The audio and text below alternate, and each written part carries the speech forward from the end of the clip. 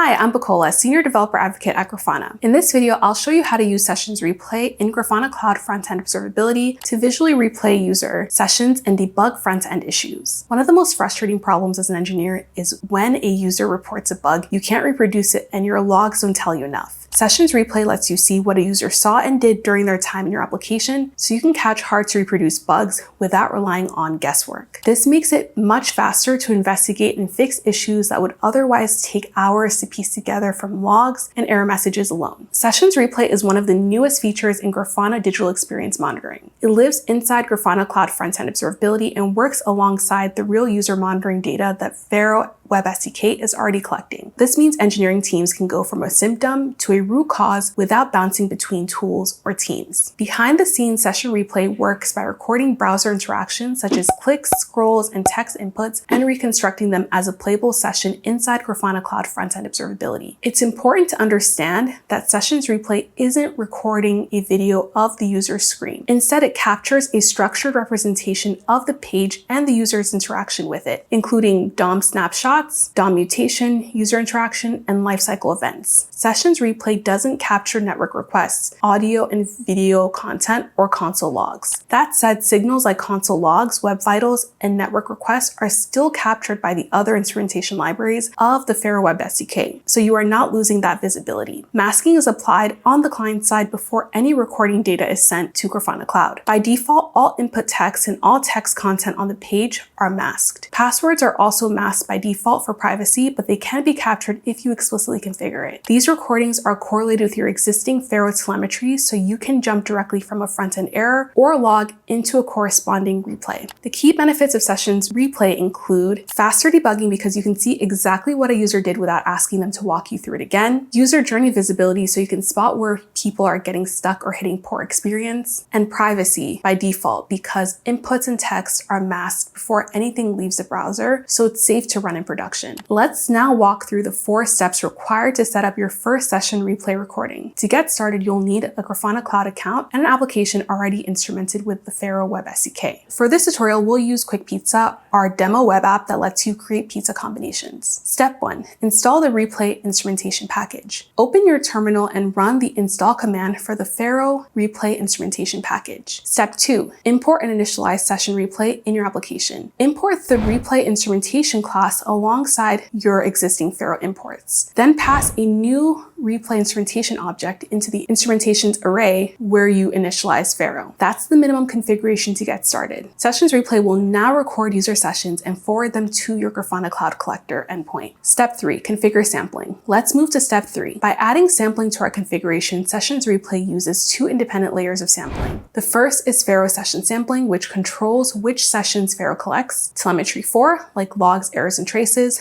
The second is Sessions Replay subsampling, which controls what fraction of these sessions also get a recording. For example, if you want to collect telemetry for all sessions but only record replays for 10% of them, you would configure it like this. This means your effective replay coverage is 10% of all sessions, which helps you control data volume and costs while still capturing a representative sample. But for the purpose of this video, we'll set both sampling rates to 100%. This means every session will have telemetry collected and every session will be recorded. Step 4, configure privacy and masking. Let's move on to our final step by configuring masking and privacy. The default masking configuration is privacy first, but you can tweak the masking options to fit your needs. All input values and text content are masked by default client side before data leaves the browser. You can make masking more effective by using the mask all inputs and mask input options property. For example, to unmask most inputs while keeping passwords, email addresses, telephone numbers, and text area content masked, you would configure it like this. Once your configuration is saved and your application is running, Sessions Replay is active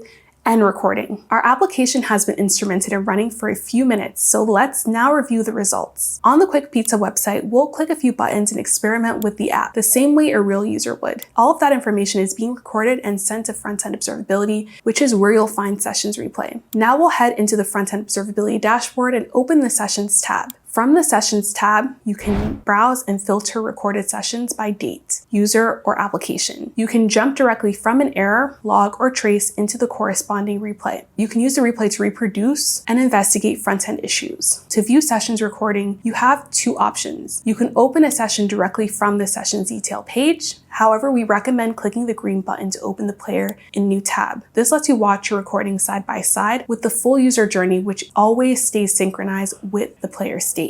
When you select a session, you can view the recording either inline alongside the user journey data or in a full screen view. The replay player gives you full control over playback. You can play, pause, and skip 10 seconds forwards or backwards. You can also adjust the replay speed with options from 0.25x all the way to 16x, so you can quickly scan longer sessions. The skip inactivity toggle lets you jump past parts of the recording where there's no user activity, which helps you focus on what matters. And the share button lets you copy a link to a specific moment in the replay, so you can send it directly to the teams when you're debugging an issue. One of the most powerful things about Sessions Replay is that it's correlated with your existing Faro telemetry. If you see a front-end error in your dashboard, you can jump directly into that replay for the session and see exactly what the user was doing when the error occurred. That's real user visibility and faster resolution in the same workflow. There you have it. You now know how to instrument Sessions Replay with the Faro Web SDK, configure sampling and masking, and use the replay player in front-end observability to investigate front-end issues. If you want to learn more about Sessions Replay, please make sure to check out the front-end observability documentation linked in the description box. You can also learn more about Grafana digital experience monitoring at the link in the description box. If this tutorial was helpful, please make sure to like and subscribe to learn more about Grafana Cloud and stay updated with our latest content and product updates. I'll see you in the next video.